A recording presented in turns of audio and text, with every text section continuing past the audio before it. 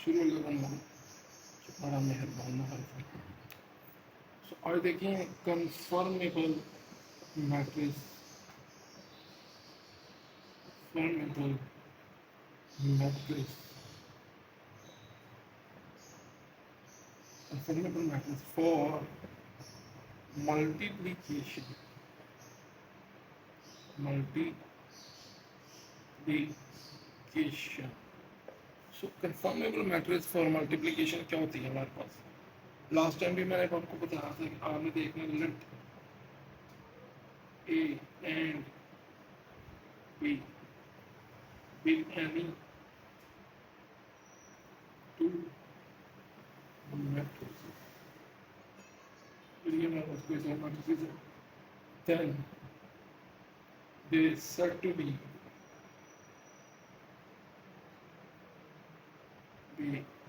conformable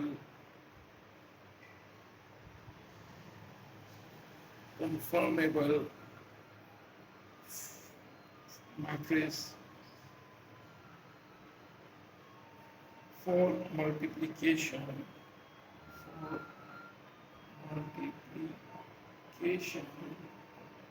number one rule जो आपने याद रखना है कि जो नंबर ऑफ कॉलम्स हैं, number of columns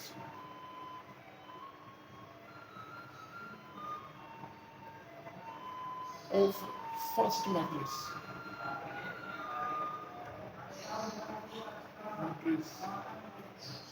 is equal to numbers of rows of second matrix, number of rows of second matrix.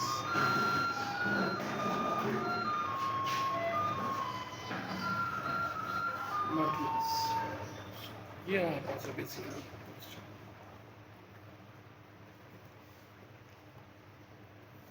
तो देखिए स्टूडेंट्स, अब आपने क्या करना है, इसके लिए एक एग्जाम्पल कंसिडर करते हैं.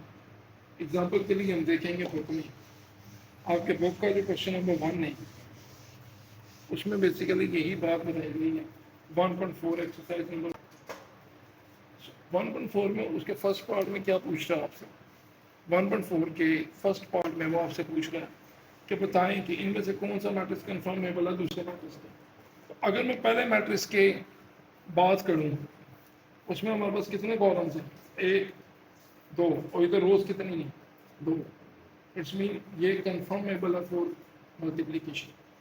इसी तरह अगर सेकंड की बात करें, इधर भी 2 रोज हैं, 2 कॉलम्स.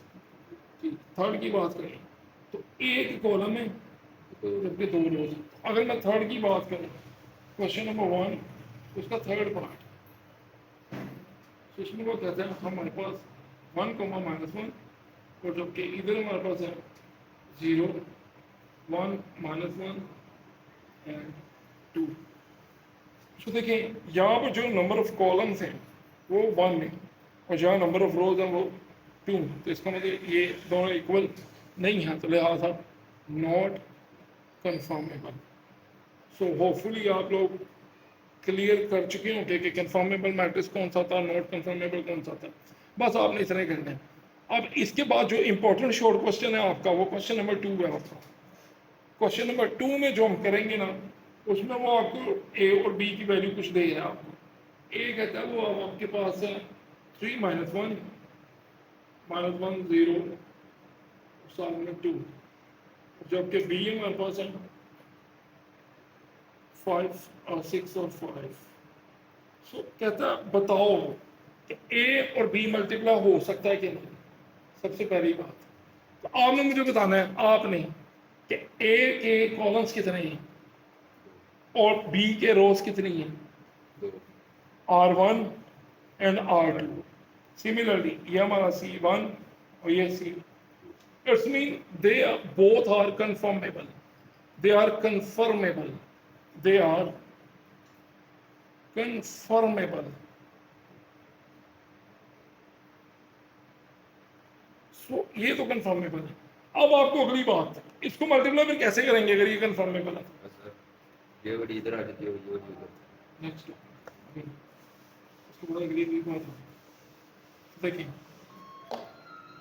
हम अब देखते हैं इसके बाद इनकी मल्टीप्लिकेशन कैसे कंफर्म होगी। ए बी, इधर हमारे पास आ जाएगा ए की वैल्यू जो कि है 3 -1 0 और 2, जबकि बी की वैल्यू क्या है 6 और 5। सो बच्चों इंपॉर्टेंट क्वेश्चन है ये आपका, पेपर में कंफर्म ये आना है अगर आपको शॉर्ट क्वेश्चन इस एक्सरसाइज से बना।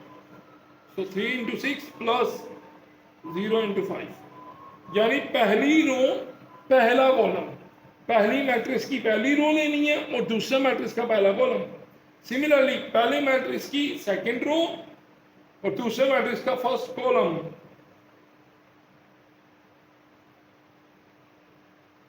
So 3 6 are 18 plus 0 minus 6 plus 10. So answer will be 18 and divided by 4. Oh, sorry, divided नहीं, मैट्रिक्स में एंट्री आएगी सेकंड 4। सो ये हमारे पास ए बी का आंसर बन चुका है 18,4।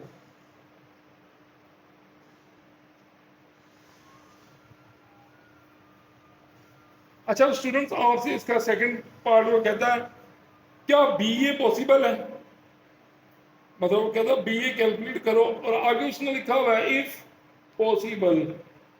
इसका मतलब से ही आपने जाना है कि इसका मतलब यहाँ पर कहीं गड़बड़ होनी है कुछ। तो यहाँ पर मैं वैल्यू लिख देता हूँ बी और यहाँ लिख देता हूँ ए।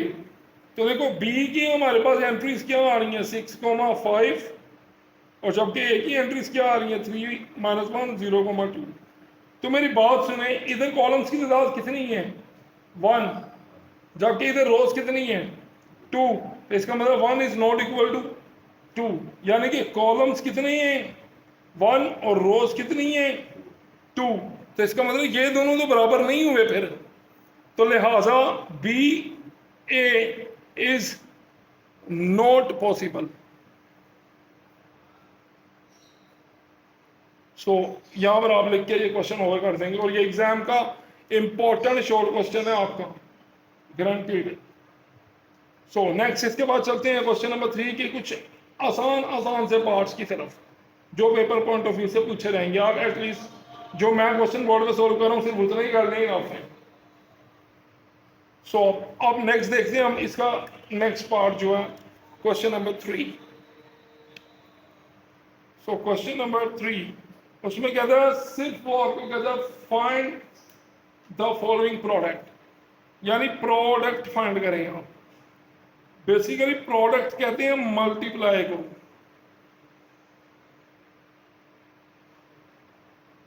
सो मल्टीप्लाई आपने करना है। इसकी अगर मैं पहले 4 पार्ट्स की बात करूं तो सेम है, इसमें से मैं थर्ड वाला पार्ट कर रहा हूं क्योंकि उसमें नेगेटिव साइन आया होगा।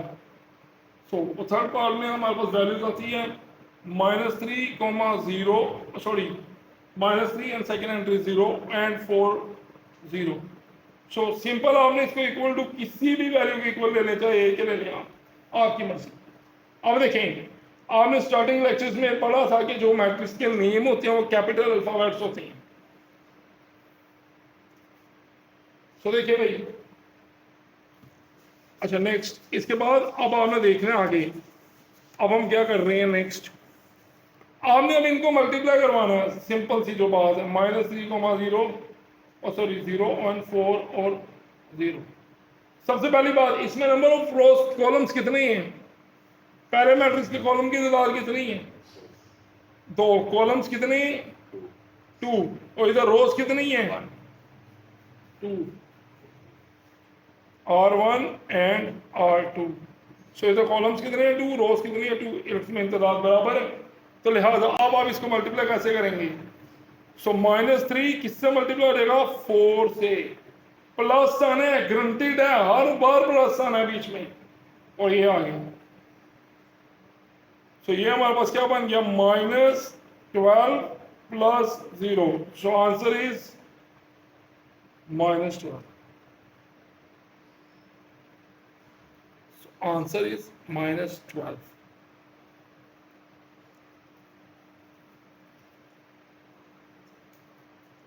सो इसके रिमेनिंग 4 पार्ट्स आपके हो चुके।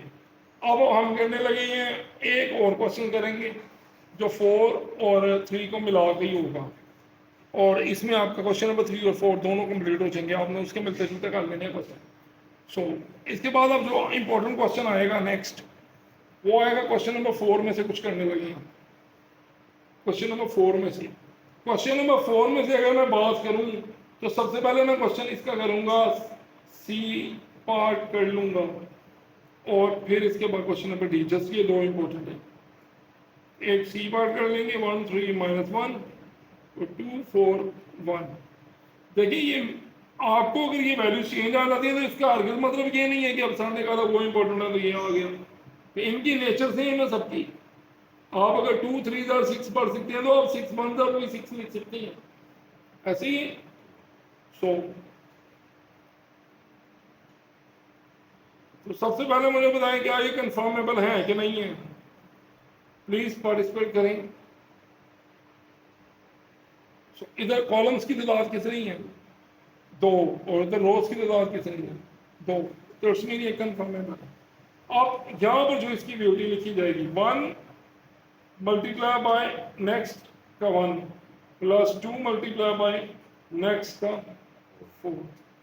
अच्छा, पहली रो पहला कॉलम हो गया, अब पहली रो पहला कॉलम फिर दूसरी रो पहला कॉलम कर लो, आपकी मर्जी।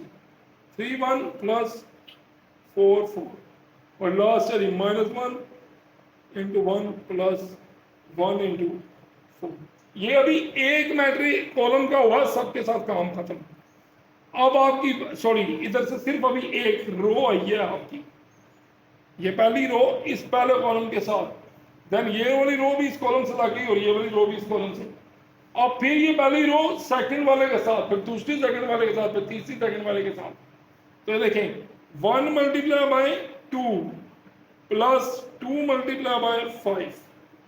अब नीचे वाला 3 multiply by 2 plus 4 multiply by 5, और फिर -1 multiply by 2 plus 1 multiply by 5।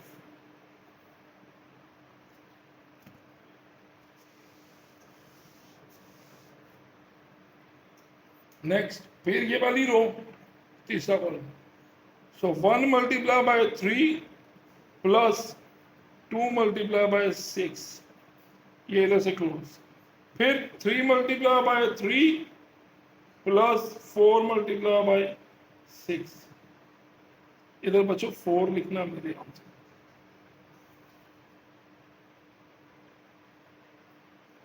So next -1 multiply by 3 plus 1 multiply by 6। सो अब देखें भैया आगे नेक्स्ट, अब हम इधर फिर से अब जस्ट सिंप्लीफिकेशन कर देंगे कि 1 1 जार 1 प्लस 2 4 जार 24, 2 4 जार 8, ध्यान से। सो 2 plus 10, 3 plus 6 2 jar 12, 3 1 jar 3 plus 16, 6 plus 20, 9 plus 24। सो 1 इंटू -1 -1 इंटू 1 1 माइनस का रहेगा, और plus 4 -2 plus 5 -3 plus 6।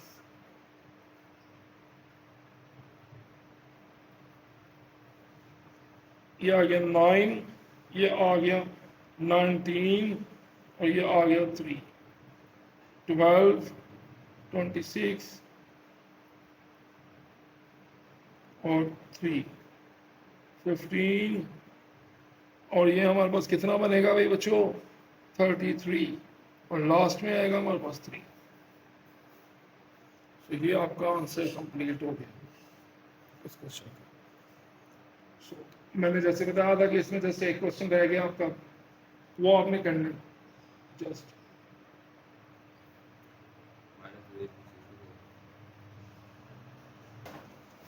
So guys, our question number 4 हमारे पास आते हैं here see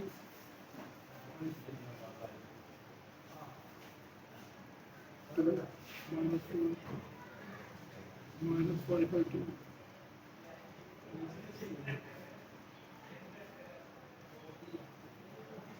solution।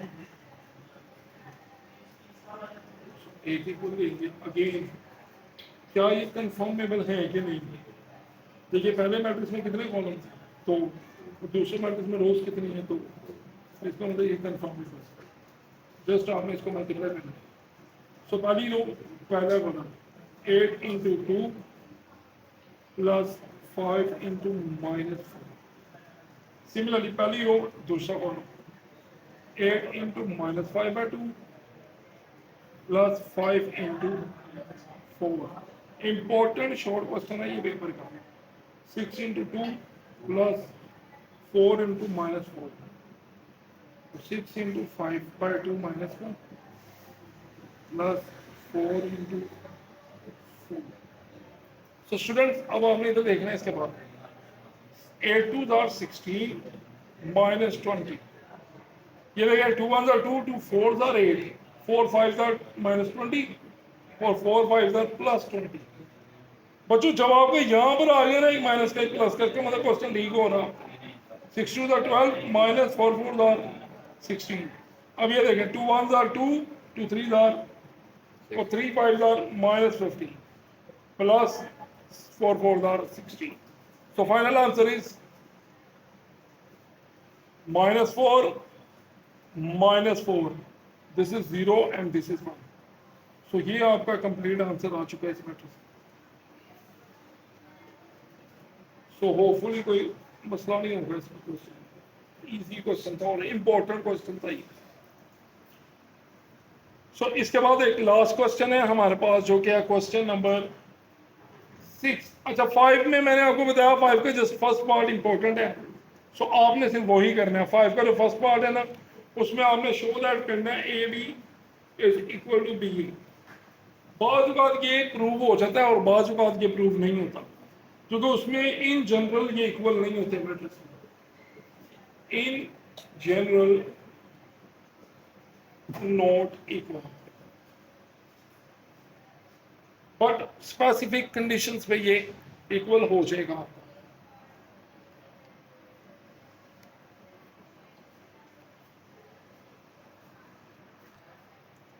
So students अब ये क्वेश्चन नंबर 6 है, इंपॉर्टेंट क्वेश्चन है ये भी। इसके दो पार्ट्स हैं। ए बी का whole transpose is equal to B transpose A transpose and B C का whole transpose is equal to C transpose A transpose. आपके पास एक ही क्वेश्चन आएगा, यहाँ वो ये पार्ट आपसे पूछ लेगा, यहाँ वो ये पार्ट दे देगा। आपने क्या करना है, सिंपल इन दोनों को आपस में मल्टीप्लाई करना है और जो आंसर आएगा उसका ट्रांसपोज लेना है। और इससे पहले आपने ट्रांसपोज लेनी है और फिर आपने मल्टीप्लाई कर देना। तो क्वेश्चन लेंथी ना हो इसलिए मैं 1 बाय 1 उसको सिंपलीफाई करूँगा। पहले मैं लेफ्ट हैंड साइड लेता हूँ, A B whole transpose which is equal to, देखिए यहाँ पर मैं होल का ट्रांसपोज लगा दूंगा। अब देखिए ट्रांसपोज किसके ऊपर है, ए बी पे। अंदर ए बी आएगा और ए की वैल्यू आ गई -1 2 3 0 और बी की वैल्यू आ गई 1 -1 2 -1। तो जस्ट आपने इसको मल्टीप्लाई करना है। सो मल्टीप्लाई प्लीज किस तरह से करेंगे, -1 इंटू 1 -1 इंटू 1 प्लस 3 इंटू -3, फिर -1 into 2 plus 3 into -5, 2 into 1 plus 0 into -3, 2 into 2 plus 0 into -5। ये हमारे साथ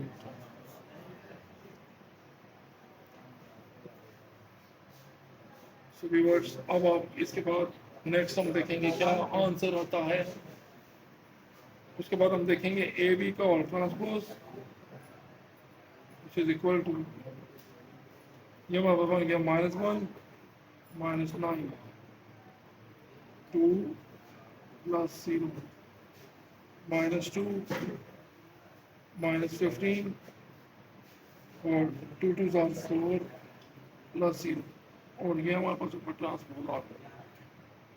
तो जस्ट आपने ये भी और उसके ऊपर ट्रांसपोज लगाए रखना है, अनलेस कि ये सॉल्व ना हो जाए। -10 2 -17 4, ट्रांसपोज। और फाइनली हमें लिखना है इट्स ट्रांसपोज। सो इसका ट्रांसपोज क्या बनेगा, ए बी होल का transpose which is equal to -10 -17। So पहले लेफ्ट हैंड साइड की तरफ देख लिया आप, ये आपके पास आंसर आ गया लेफ्ट हैंड साइड का। अब आपने राइट हैंड साइड के लिए इसको सॉल्व करना है।